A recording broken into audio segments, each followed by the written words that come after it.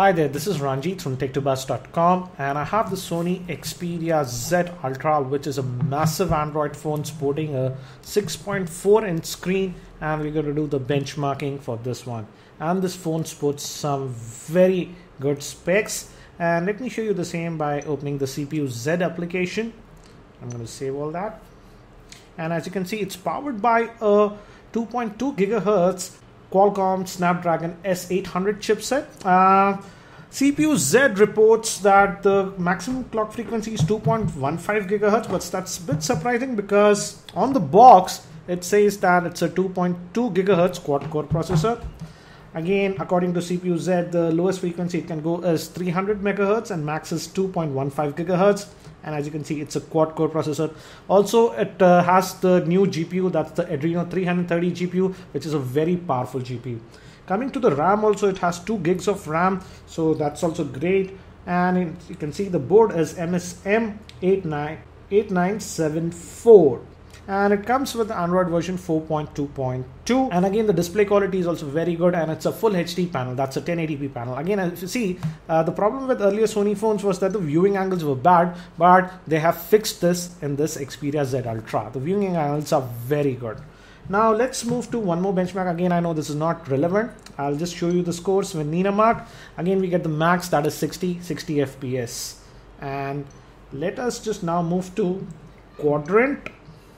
And before that, let me show you the system information. Again, as you can see, this also shows that the max frequency is 2150 megahertz. So technically speaking, it's not 2.2 gigahertz, but 2.15 gigahertz. And it's a 4-core processor, memory 2 gigs. And the GPU is a Adreno 330 GPU. And again, as you can see, the resolution is 1080 by 1920. But again, as these are virtual buttons, the back, home, and the multitasking tray, the effective resolution is 1080 by 1824. And again, it's nice to see that Sony did not skimp on the sensors. Now let me show you the benchmark scores that we got with Quadrant.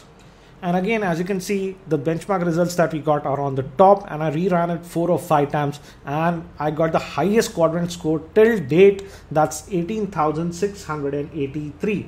Let me give you a breakup. The total is 18,683. Out of that, the CPU got a score of 64,831, memory is 17,672, IO is 7608, 2D is 1006, and 3D graphics is 2298.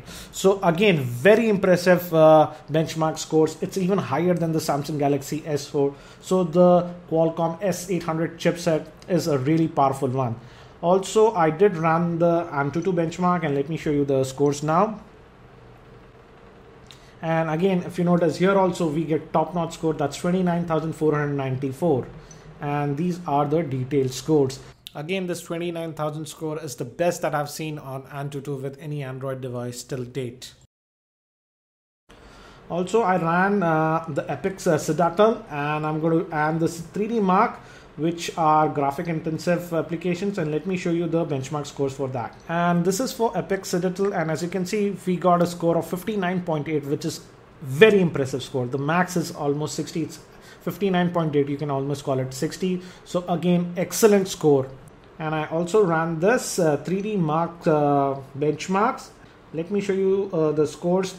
And the highest score that we got was 12,225. And with the iStorm Extreme, we got a score of 11,828, which again is a almost the highest score that I've seen. So as you can see from the benchmarks, we got some amazing score, and I have to say this handset is getting some of the highest scores I've seen for an Android handset. It even beats the Samsung Galaxy S4. But again, benchmarking is just half the story. I'll also be doing an in-depth gaming review with this phone. I'll play some high-end games so that we'll know how it performs in actual gaming. Again, thanks for watching. This is Ranjit, and I hope to see you in my next video.